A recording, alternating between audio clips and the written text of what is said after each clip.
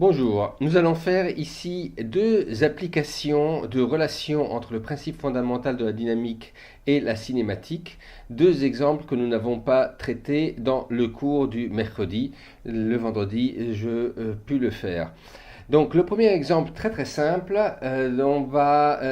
c'est d'un mouvement avec une force unique appliquée sur un corps. On se le visualise ici par un objet, une grosse armoire de 200 kg sur laquelle on applique une force. Il y a un moteur qui applique une force et on considère uniquement cette force, aucune gravité, aucun frottement appliqué par la force. L'objet sera à une position initiale quelque part on applique cette force. On va voir qu'est-ce qui se passe au cours du temps. Voilà une petite simulation du système où donc on a un objet quelque part sur lequel on applique une force et on peut suivre sur cet objet, donc on peut contrôler la force, l'accélération et le lien entre accélération, vitesse et position.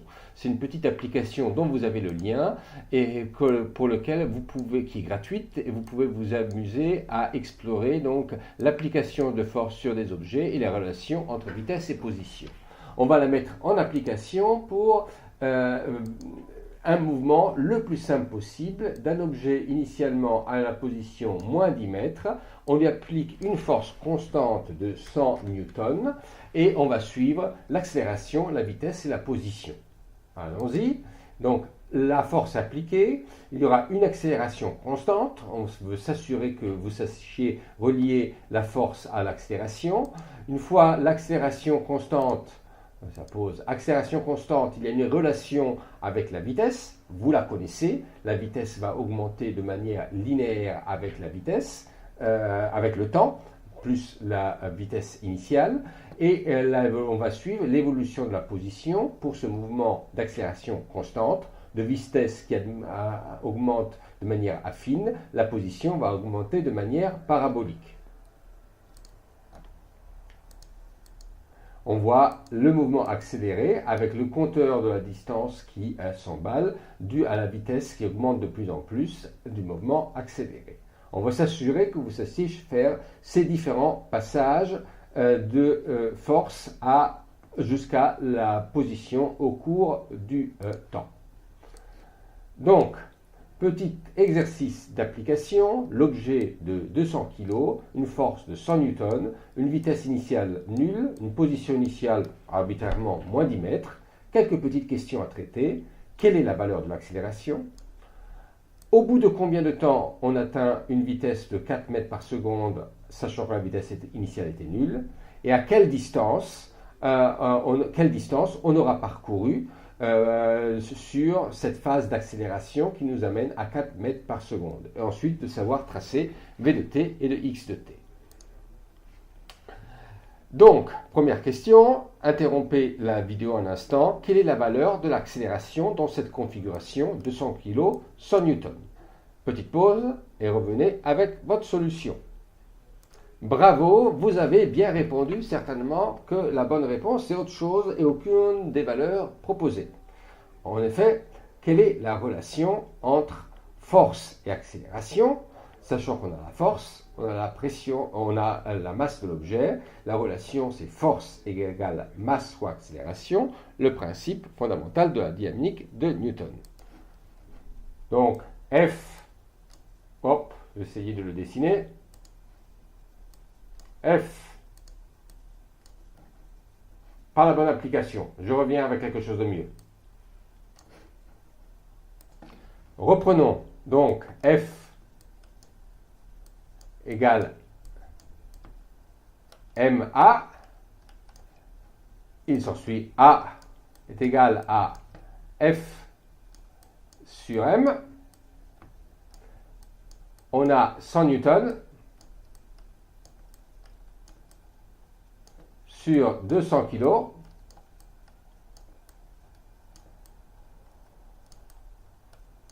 Donc, 1,5 newton sur kilo, qui dit dimensionnellement, en reprenant la définition de Newton, va être des mètres sur seconde moins 2.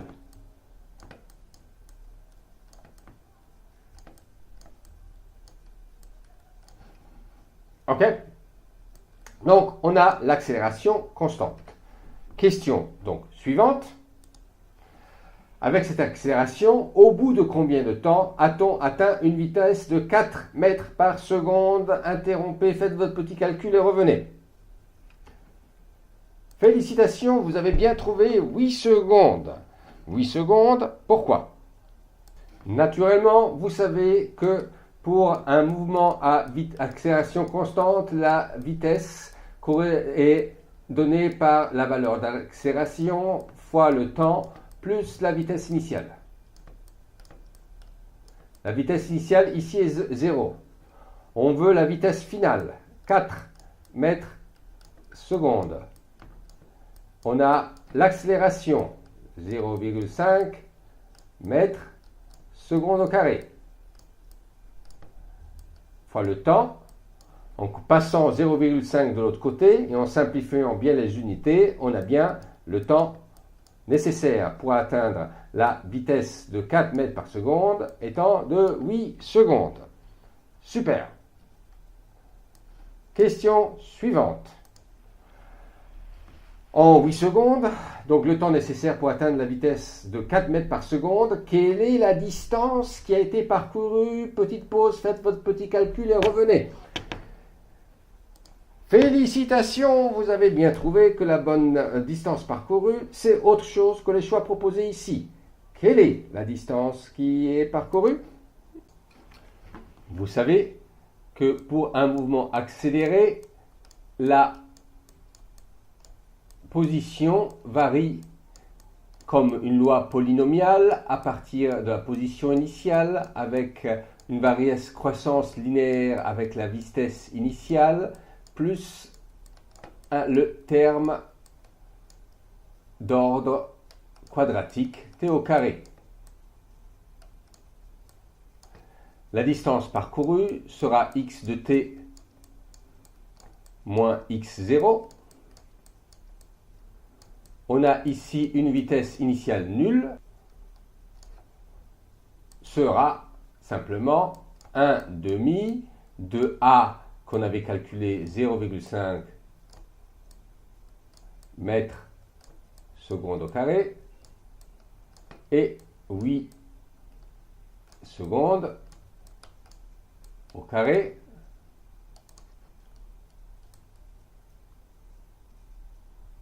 un peu plus lisible. Donc, mètres sur seconde au carré fois seconde au carré reste que des mètres. Donc, c'est bien ce qu'il nous faut, une distance. Et on a un quart de 8 au carré, un quart de 64. Donc, on a une distance de 16 mètres qui est parcourue. Ce que vous aviez parfaitement calculé et qui vous permettra de répondre facilement à la question sur les graphes cinématiques. Donc, la question de la situation, c'est maintenant, à 16 mètres, après 8 secondes, après qu'on ait atteint 4 mètres par seconde, comment continue le mouvement si la force s'arrête soudainement à bout de 8 secondes. Première possibilité, au bout de 8 secondes, la force s'arrête et par la lancée, le mouvement va continuer à croître et la position continuer à croître quadratiquement. Second choix proposé ici en bas à gauche, à 8 secondes, la force s'arrêtant, la vitesse ne va plus changer et va rester constante. Et la position va continuer à augmenter, mais non plus quadratiquement, va continuer à augmenter linéairement. Troisième proposition, à 8 secondes, suite à l'arrêt de la force, la vitesse s'arrête à 0, reste constante et l'objet reste à sa position. Quatrième choix possible, à 8 secondes, avec l'arrêt de la force, l'objet va ralentir jusqu'à atteindre la vitesse 0 et s'arrêter. Et la position va revenir à sa place due à la vitesse qui est en train de décroître. Quel est le choix que spontanément vous faites immédiatement quand vous avez parfaitement compris toutes ces choses-là? C'est naturellement le réponse 2. Naturellement, pourquoi? Car à 8 secondes, la force s'arrêtant, l'accélération devient nulle. L'accélération nulle veut dire que la vitesse ne change plus. On avait atteint 4 mètres par seconde, la vitesse ne change plus, donc elle reste à 4 mètres par seconde. Qu'est-ce qui se passe pour la position? La position, il y a une vitesse qui est non nulle, donc la position est positive, la vitesse non nulle est positive, donc la position va continuer à augmenter. Mais elle augmente comment maintenant? Elle augmente suivant le mouvement avec une vitesse constante, donc suivant une droite. Voilà, petite interruption, changement de vidéo. On passera à un second cas d'application, le choc.